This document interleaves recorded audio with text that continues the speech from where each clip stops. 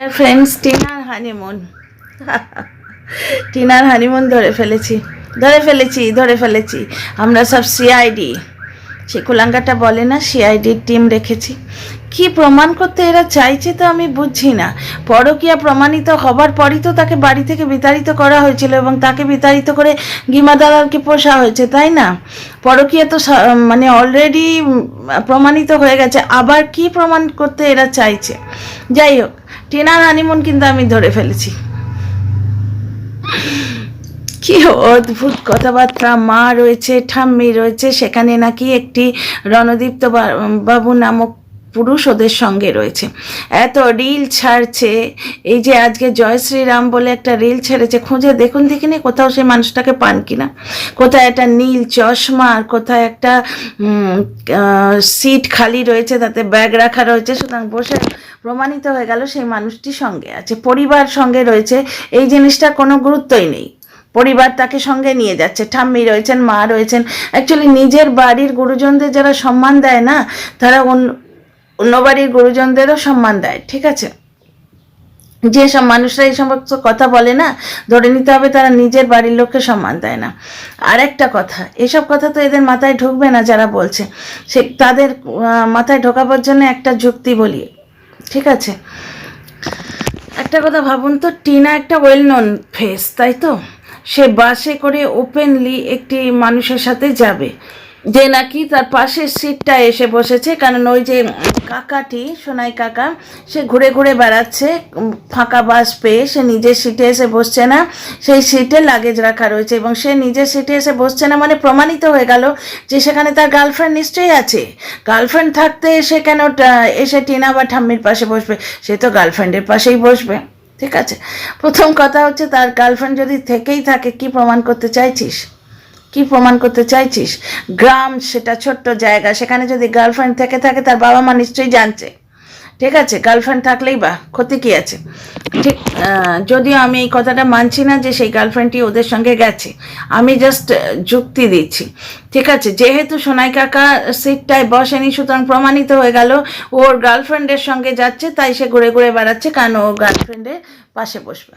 আচ্ছা, এবার একটা কথা বলুন তো ডিয়ার ফ্রেন্ডস, টিনা একটা ওয়েল নন ফেস, তাই তো? প্রত্যেকে তাকে চেনে, এবং এই জলনদীপ নামক নোংরা ব্লগারটি যেভাবে তার বদনাম করেছে এবং করিয়ে চলেছে, 5টা লোক পুষে 5টা লোককে রোজগারের সুবিধে করে দেবার জন্যে, আবার একটা কুলাঙ্গার কন্টেন্ট ক্রিয়েটার, যে তার স্ত্রী এবং স্ত্রীর পুরো পরিবারকে খুব সুন্দরভাবে গালিগালজ করছে এবং খুব ভালোভাবে বদনাম করছে অকথ্য গালিগালজ দিয়ে, তার পায়ে সে পেন্নামও ঠকেছে।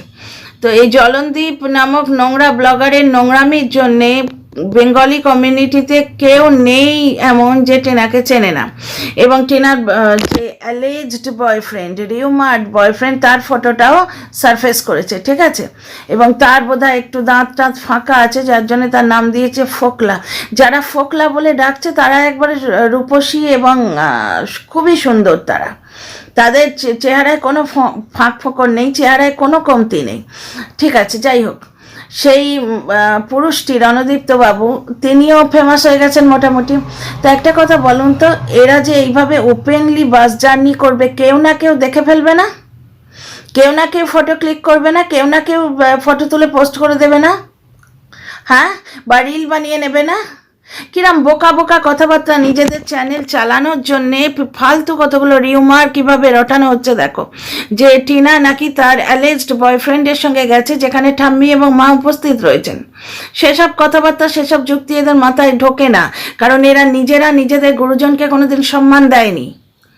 যারা সম্পর্ক বেঁচে খায় না, তারা নিজেদের গুরুজনকে কোনোদিন সম্মান দেয়নি, নিজের বাড়ির লোককে কোনোদিন সম্মান দেয়নি, তো পরের বাড়ির লোকের কথা তারা কি ভাববে? তো যাই হোক, কিন্তু একটা যুক্তি তো তোমরা মানবে যে টিনা একটা ভেরি ওয়েল নন ফেস, এবং এই জলনদীপের নোংরা মোচ্চটে ওই রণদীপ্ত বাবুর ফেসটাও যথেষ্ট ওয়েল নন। তাহলে যে কোনো মানুষ ওদের দুজনের ফটো একসঙ্গে ক্লিক করে পোস্ট করে দেবে, সেটা স্বাভাবিক নয় কি? রিল বানিয়ে ছোট একটা ভিডিও তুলে, পোস্ট করে দেবে এবং রাত তার চ্যানেল মনিটাইজ হয়ে যাবে। যদি চ্যানেল নাও থাকে দেন দেয়ার চ্যানেল খুলে নেবে, বা কোনো প্রিয় কন্টেন্ট ক্রিয়েটারের কাছে সেই ফটোটি সাপ্লাই করবে। এগুলো যুক্তিপূর্ণ কথা নয় কি? Dear friends, welcome back to my channel my world of words. আমি সৌমি, আমি আপনাদের সবাইকে আমার চ্যানেলে ওয়েলকাম করছি। ডিয়ার ফ্রেন্ডস, কাল থেকে আমি এই জিনিসটা নিয়ে ভাবছি, ঠিক আছে, যে না লাগে মেয়েটিকে, তাহলে আমি সরে যাব সেখান থেকে, কিন্তু তার নামে অকথা কুকথা বাজে কথা মোটেই রটাবো না, কারণ আমি একটি মেয়ে হয়ে আরেকটি মেয়ের নামে অদ্ভুতভাবে বদনাম দেবো না, কারণ যেহেতু সে সব টার্গেট। ঠিক আছে, একটা কথা ভেবে দেখুন তো ডিয়ার ফ্রেন্ডস, টিনা যদি তার বয়ফ্রেন্ডের সঙ্গে যায়, সেটা ওয়েল নোন ফেস, কেউ তো ওর ফটো তুলে নিতে পারে। ঠিক আছে, রণদীপ্ত বাবু ঘরে মানে বাসের যে কোনো কোনায় যদি বসে থাকেন, ঠিক আছে, সেইখান থেকে তার ফটো তুলে নিতে পারে, তাই না? রিল বানিয়ে নিতে পারে।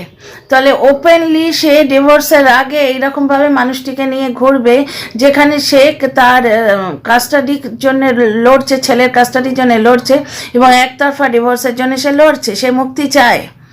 ওই নোংরা ব্লগারটি, যার জীবনে আর কিচ্ছুই বাকি নেই, এই কন্ট্রোভার্সিটাকে হাওয়া দিতে গিয়ে কিছু কালো টাকা এবং চ্যানেল হাতানোর চক্করে নিজের জীবনটাকে সে ঝাঁঝরা করে দিয়েছে।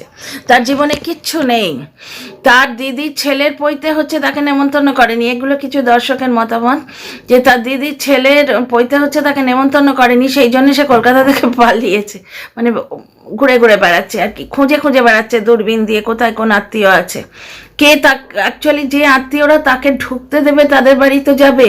এতদিন তো কারোর সঙ্গে যোগাযোগ রাখেনি, খালি হাতে ঢ্যাং ঢ্যাং করতে করতে তাদের বাড়ি গিয়ে উপস্থিত হবে, ঘাড়ে বসে দুদিন খাবে বিনা পয়সায়, বিনা মানে কোনো গিফট দিয়ে বা বিনা কোনো ইনভিটেশনে। সেরকম আত্মীয় আছে কে সেগুলো খুঁজে তার বাড়ি সে চলছে। তার নিজের দিদিকে সে বেঈমান বলেছে, দিদি তো তাকে নেমন্তন্ন করবে বলে মনে হয় না। দিদির ছেলের পৈতে হবে শুনছি, কারণ দিদিটি একটি খুব ফেমাস ব্লগার, এমিনেন্ট পার্সোনালিটি ওয়াইটি। ঠিক আছে, আর একটা কথা, ছেলের কথা মনে পড়ছে না, আনন্দ করছো, ছেলের কথা মনে পড়ছে না। দেখো, কোনো না কোনো কারণ তো আছে যার জন্য সে ভার্বালি বলতে পারছে না, সে মেয়েটি, ঠিক আছে, কিন্তু ছেলের কথা তার মনে পড়ছে। প্রথম দিনই সে বুঝিয়ে দিয়েছিল কাস্টাডি কেসটি করে। দালাল দিয়ে জলনদীপ যখন হামলার একটা ভুয়ো গল্প প্লাস ওই নানা রকম যেখানে কোন মা কি করেছে এগুলো নিয়ে পোস্টে, কমিউনিটি পোস্টে দেয়া, এই সমস্ত কার্যকলাপ দালাল দিয়ে যখন করাচ্ছে, তখনই তোমাদের নিশ্চয়ই বুঝে যাওয়া উচিত যে কাস্টাডি কেসটা খুব জোর কদমে চলছে। তাহলে যে মায়ের ছেলের কথা মনে পড়ে না, সে কাস্টাডি কেস করবে কেন? মায়ের যদি ছেলের কথা না মনে পড়ে।